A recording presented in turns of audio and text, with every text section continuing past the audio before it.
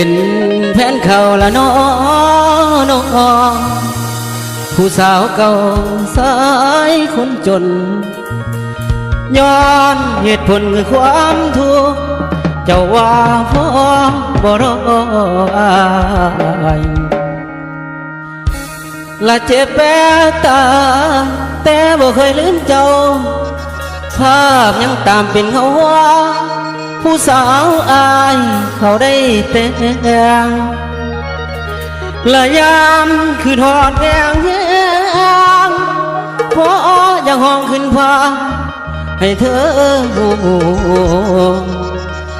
หักบ่เลื่อมดอกเดนางนี่น้อง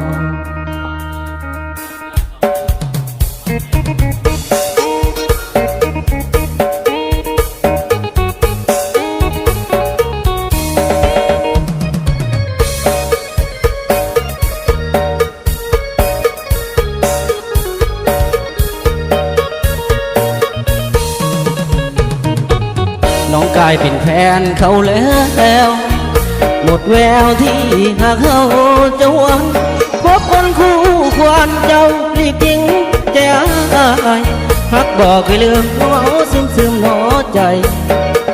ไกลวาสนาหักเจ้าเท่าฟ้ายังพายวันที่จะเดินจากไปหัวใจอายทรมานสองเขาหนึ่งยังมักยังแพงใจอายยังคือตัวหาสู่มียังบอกสู่ฟังทุกวันก็คอยส่งแรงใจเธอไปใส่พี่ก็คอยเป็นเพื่อนจากพี่เดือนจนมาถึงวันท้ายวันที่เจ็บก็ตายว่าเธอบอกกับพี่ว่าจบกันตอนนี้เสด็จอายหักเขาทำได้ลงคนใจละลายขอผู้ไม่ปล่อยอายจมความเศร้าเก็บดีการทำหน้าที่แฟนเก่าคงเอินได้แค่ผู้สาวให้เขาเรียกเธอว่าแฟนคืนความแค้นเจ็บเหลือแสนบ่โทษจอรุนเธอว่าบุญไอ้หน่อยบ่พอได้หนทางติดบทบางอายสิคอยทำใจเธอสดใสสิซอยยิ้มดีด้วยไปได้สวยคอยรวยสุรนกับคนนั้นทุกอย่างส่วนอดีตงามเพื่ออย่าคิดน้ำขอจดจำแต่สิ่งดีๆพอวันเดือนปีที่เคยร่วมกันและใส่ใจเป็นแฟนเขาเด้อผู้สาวอายเป็นแฟนเขาเด้อผู้สาวอ